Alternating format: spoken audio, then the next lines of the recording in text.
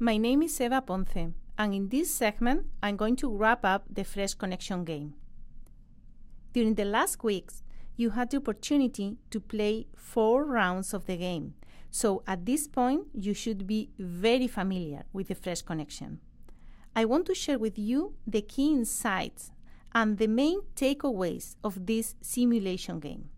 Here is the agenda. I will start discussing which strategy should I follow when I play the game. Then I will discuss how to translate strategy into actions. There are different approaches here. I want also to focus on the most relevant trade-offs in supply chain. Then I will compare the online experience, the SC4x experience, with the on-campus experience playing this game here at MIT. And finally, I will talk about the main takeaways. Which strategy should I follow? The main conclusion here is that all your decisions and actions should be aligned with your business strategy. Having said that, there is not just one strategy that you have to follow here. There are different approaches to achieve good results. I found that top players may follow different strategies, but all of them achieved similar high performance. In this slide, I have compiled different strategies that some of the top players follow in the supply chain. The 3 of them achieved similar performance. We can see here that the return of investment for the first player is 6.4%. For the second player, the return of investment is 6.3%, and for the third player, 6%. However, they all use different approaches. The first player focused more on efficiency, the second one on service level, and the third player on a balanced strategy. Player 1 focused more on the outbound warehouse, trying to ensure the right service level to their customer, having a good level of finished products. He decided to have a higher inventory of these finished goods, more than have a higher level of inventory of components. We can see here that the stock of components is lower than the average in this game. Player 2, on the other hand, focused more on having a stock for components, 3.4 weeks of a stock of components, and higher availability of components, 99.7%, rather than on finished goods. Service level on both sides, suppliers and customers. So the service level we can see here that is almost 95% in all of the cases.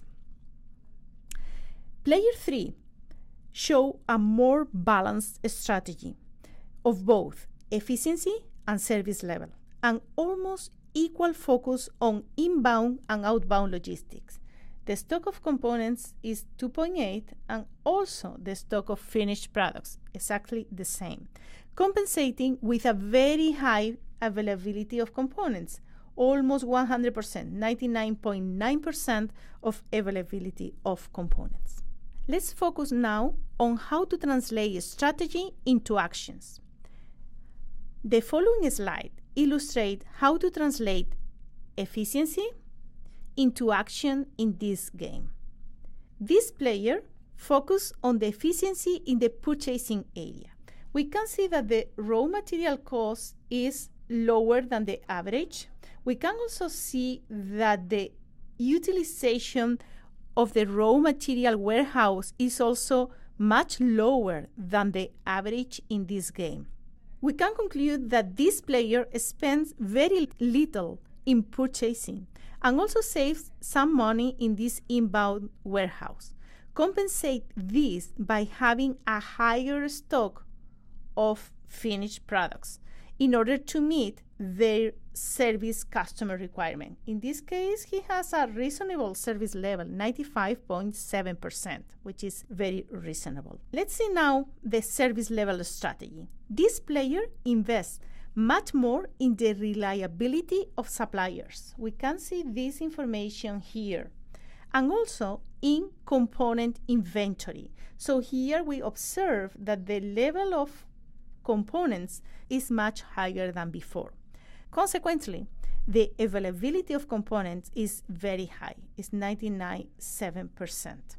Because of that, he needs a lower stock of finished products, only 2.6 weeks of finished products of stock, and gets a very reasonable service level, almost 95% of service level with their customers. Obsolete products are much lower here because of the reduction in the finished goods. So another way to reduce also cost in this case. The third player follow a balanced strategy.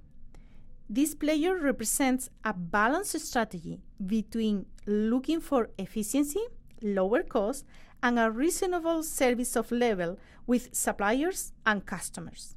We can observe here a very well balanced level of a stock of components and a stock of products. Again, a service level almost 96% of service level, the performance also high performance 6%. In all of these three cases, we can observe some of the most relevant trade-offs in the simulation game: cost versus service level, cost versus product availability, and also delivery service versus level of inventory. The game illustrates how decisions in supply chain are interconnected. It's all about trade-offs, and you need to find the right balance. Let's compare now the online experience with the on-campus experience. In the Fresh Connection online experience in SC4x, we have that each learner plays the 4 roles. It is an individual game. Since one learner plays the 4 roles, supply chain, purchasing, sales, and operations, each learner needs to spend more time understanding and learning each role. On the other hand, each learner has a better understanding of each role and also needs to align with himself or herself. So it's much easier to achieve this alignment that is something that is required in this game.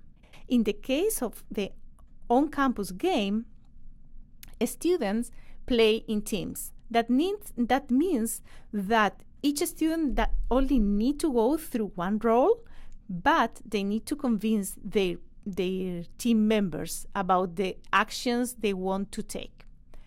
In the online experience, we offer fewer number of decisions. On campus, the game is a little bit more complex because there are more decisions that the students can make during the game. This is because of, in one case, we have just one student playing the game. On campus, we have teams, but it's also because of the nature of online education. So in online education, every single thing needs to be more straightforward, more direct. We need to limit the number of options that we can offer in this environment. In the online experience, we have MITx students. We have thousands of MITx students playing the game. However, at MIT, we have hundreds of students. In terms of the behavior, I do not see much more differences. There are some differences in the game by itself because the settings are different, the number of decisions and complexity is also different. But in terms of the behavior, in both cases, we observe that most of the learners improve the results. However, in both cases, there are a long left tail for those students that include some typos, some errors, so the performance of the company was very low. But most of the students improve this performance of the company, and we have also 10% of the students that really do a great job. Wow. they got a very good results. Let's discuss now the main takeaways. There are different strategies to achieve a high performance, but always remember, your actions and decisions need to be aligned with your supply chain strategy, customer strategy, and your company's strategy. Alignment between departments is also required. The game is all about translating a strategy into actions across all functions. Each decision represents a trade-off, and these decisions are interconnected. The game is a good way to learn how to manage trade-offs for decision-making in supply chains, and it's also a good way to illustrate how the different elements of the supply chain impact the performance of the company.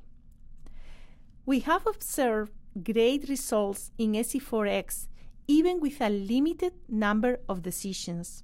Learners increase their cross-functional knowledge. They spend more time on making the decision by itself than on negotiating with the other team members. And since one learner plays the 4 roles, collaboration among departments should be easier. So great results in SC4x was a great experience to provide and to deliver this game in this online platform. I hope that you have enjoyed the game, and I also hope that you have learned a couple of things with us. Thank you.